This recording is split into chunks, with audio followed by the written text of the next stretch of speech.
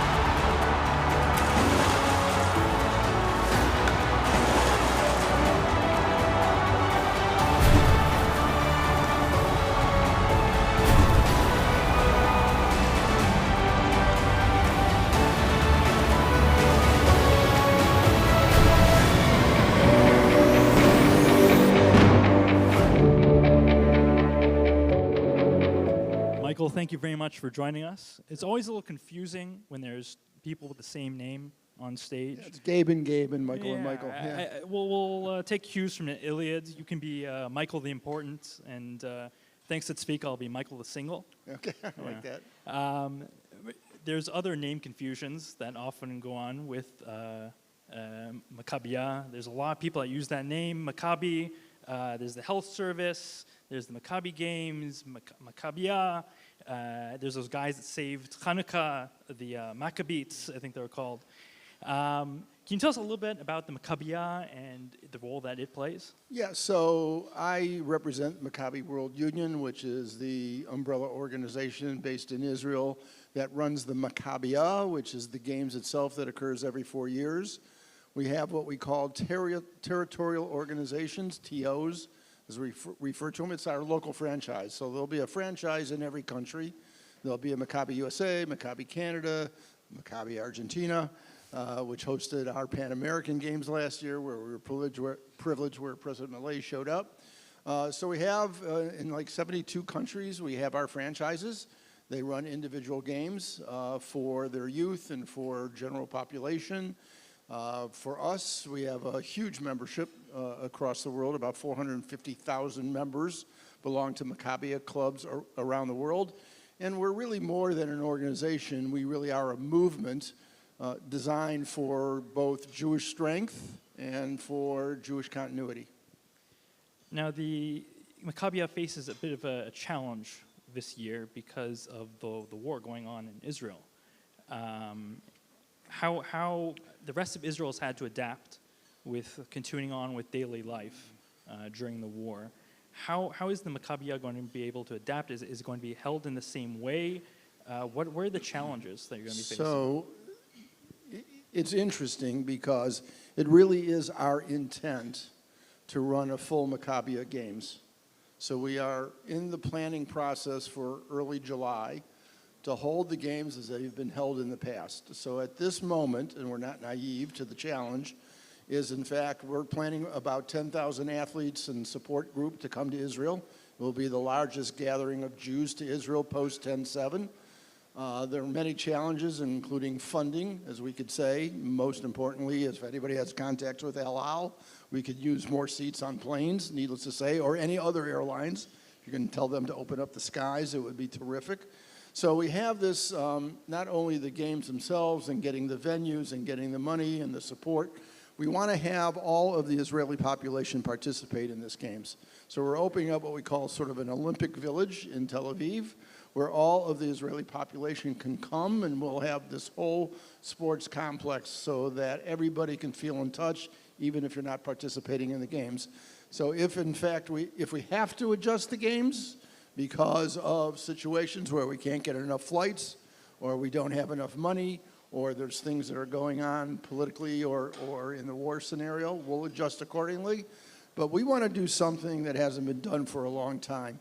We want to bring not just the resiliency and the strength, but we want to bring joy, which hasn't happened enough in Israel. So if we can pull these games off in the way that we're planning, we want to have a joyful experience, not just for the athletes and their families and their support groups, but we want it for the entire country of Israel to experience the joy of competition, fair play, and just having fun. You mentioned fundraising challenges. Can I ask, were you able to overcome those? Well, we haven't overcome them yet. I mean, we get financial support from the government, so we're obviously concerned about the budget, as it were. We're hoping that a sports owner like Gabe would come forward and write us a big check, but not that I want to pander for money, but I will. We have this vision. We will scale back accordingly, but we're looking for about $10 million, which is not a big number in the overall schematic of what sports is. Sports is an enormous, global phenomenon with significant finances around it. You just saw the new contract by Juan Soto. Just that alone, I'll take 1 month of his salary. He couldn't run the whole games. But what we're looking for from our supporters, and if anybody wants, we have naming rights for the games. We got the individual sports, and for the first time for you Floridians, we have pickleball that will be a sport in the Maccabi. Well, I'm excited for pickleball. If only we knew some rich Jews. You've led some amazing Jewish organizations. You've been a prominent Jewish leader in several movements over the years, whether it be the Jewish Agency. How is Maccabi different? How is it unique in your eyes? So there's a unique aspect to Maccabi. So for those of you who don't know, I've run the Sachnut Yehudit, the Jewish Agency, JFNA, Israel Bonds. What's unique about Maccabi is the fact that we have what every organization is looking for. We have young people, and we have people who are disconnected from the Jewish community. So if you take the statistics of the Maccabi movement, 80% of people who participate in Maccabi games are under 35 years old. 80% of 400,000 people. Think about that. And then the other aspect, which we have, is 60% of people who play in our games have no connection to the Jewish community in any other avenue other than the sports that they participate in. So we have young people and we have disconnected. So we have this continuity bridge. If we can figure out what to do to keep them engaged after their Maccabi experience, we'd have a better, more resilient, and more connected Jewish community. I think a lot of Jews kind of came into the fold and refound their connection after October 7th. And I think it's great that in the past they've done that through the Maccabiah, through these games, and I think that's even more important. Yeah, nowadays. I think it's really important to understand that sports is universal. It's not gender. It's men, it's women. Particularly, we have an enormous Paralympics. They all go on concurrently. So we bridge politics. If you're left or right, you can compete on any of the sports, basketball, soccer, football, or any of the other paddle games, or we even have, some of our more senior people. We have people in their late 70s who are still playing ping pong competitively, believe it or not. And so it doesn't bridge age, it bridges age, it bridges gender, it bridges, people who are physically of less abilities. So within the Israeli society, where there's so much Paralympians, potentially, we want to make sure that these games reach all sectors of the Israeli society. Yeah, you can play on the right side and the left side of the field on the same team in sports. Left and right, they all meet in the middle. Maccabi, how did it respond to October 7th itself? Was it able to bring people together in that? For those who don't know, the Maccabi movement has a big campus in Ramat Gan. In that campus, we have a number of buildings, and we have a kind of an Israeli hotel. We also have parking. If people are looking for things, we have parking on our site. So when October 7th occurred, we actually opened up our facility that evening, and we have some Maccabi participants from the South.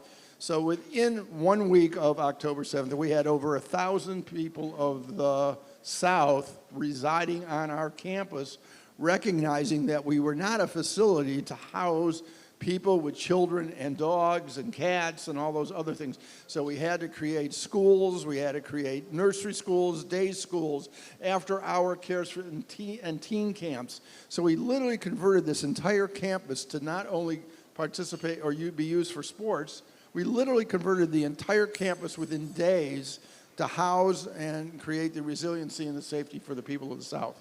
So we maintained about 1,000 people. We had glamping. We had people going on for psychological counseling. We opened up tents on our campus, and people resided in the tents.